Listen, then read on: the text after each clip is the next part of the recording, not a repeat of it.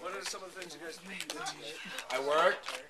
What? Okay. I ran cake since 6:30 this morning. We don't know. Okay, so you worked really hard. I was all like, We work in malls. sitting on your back. We sell clothing. It's harder than So, that. Clothing, what's tonight, guys, we're so glad to have you again tonight, and yeah, we're really glad to have you guys. And we just want to, we're here till, I'll say again, till Friday. We just want to have a good time with you guys and tell you guys a little bit about who we are and our stories. And hey, Elliot, how you doing back there? I'm good. Nice. And tonight we have two more individuals that are going to talk about their stories and how Jesus found them. And so first up tonight is Tom.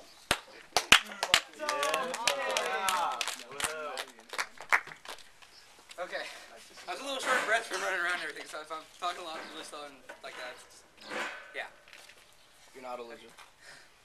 You're a winner. So, I'm Tom. I'm 17. I go to Tahoma High School, if you guys never know where that's at. But this is my story.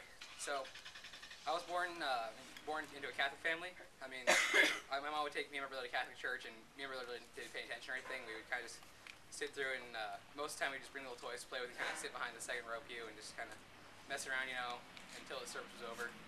And then, like, I would go to like some of the Sunday school classes to get my first communion, whatever that means. And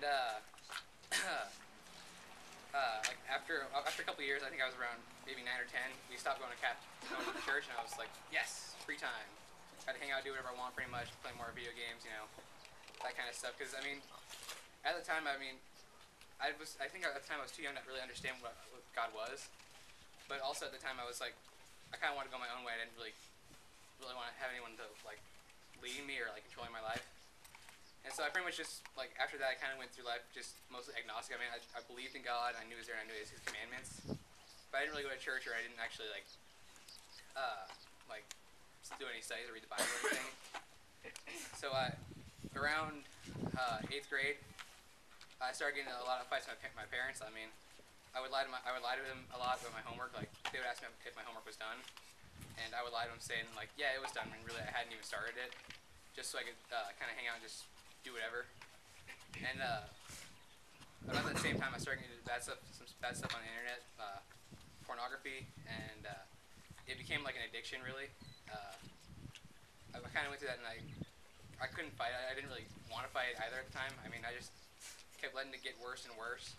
And around Christmas time of my 8th grade year, I was in junior high, and the Thursday before Christmas, my dad had taken us to a movie, and we had gotten back, and my dog was running around all crazy like usual, and as normal for her, she was a really hyperactive dog and everything.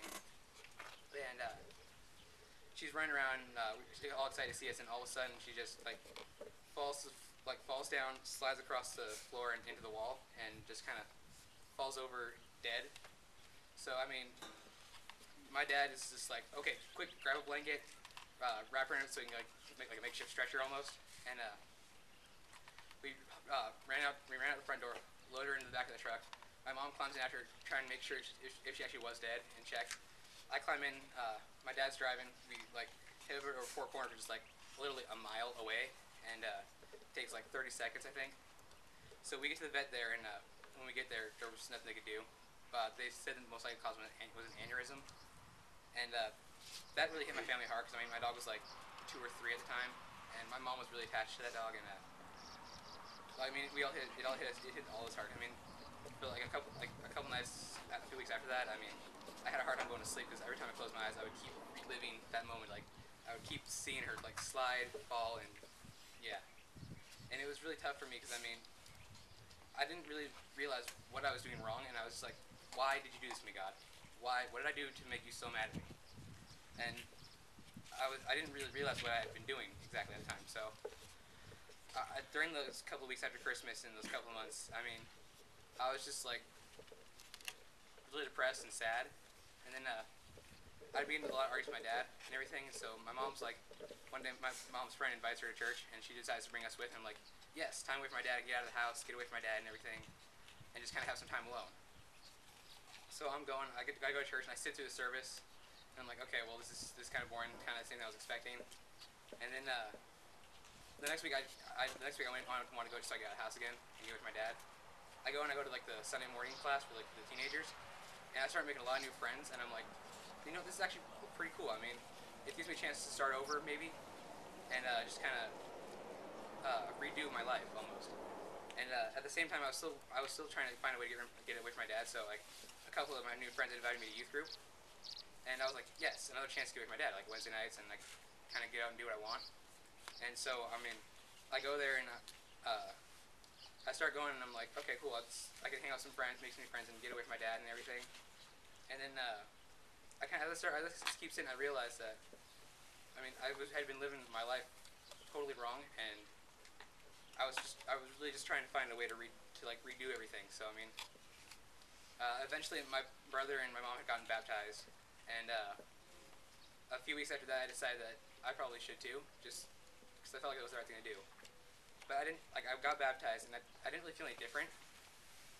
And so I mean, I kind of just kept going the same way I was going. I was getting better with my pornography addiction and stuff. I started getting less and less, and kind of trying to pull myself away from that.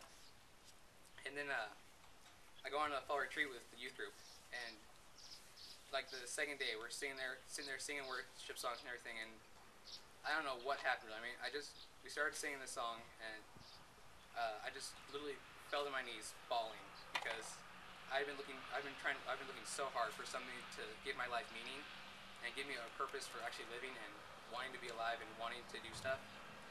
So like, I finally started crying, and like in the middle of everything, I was still trying to sing at the same time, so it must have sounded like really horrible singing and stuff. But I mean, I'm sitting there bawling like a baby on my knees, and I just realized that I didn't need any of this stuff I'd been looking for. All I needed was God, and He was always there. He'd always been there for me. As I look back now, I mean, through the hard times, I was able, like, since I started going to church, he was there to comfort me, and like, despite being in fights with my dad, I still kept doing that for a while, and starting out.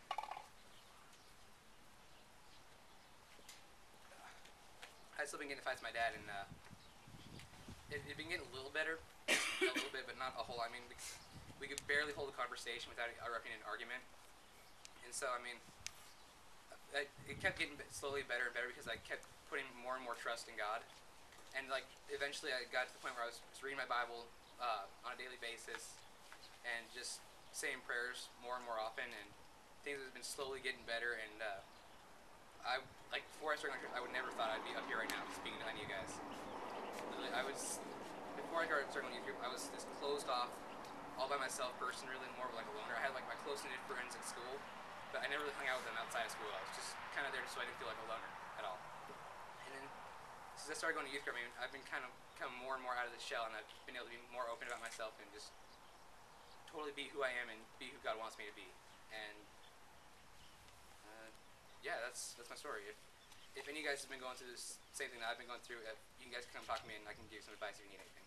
And that's it.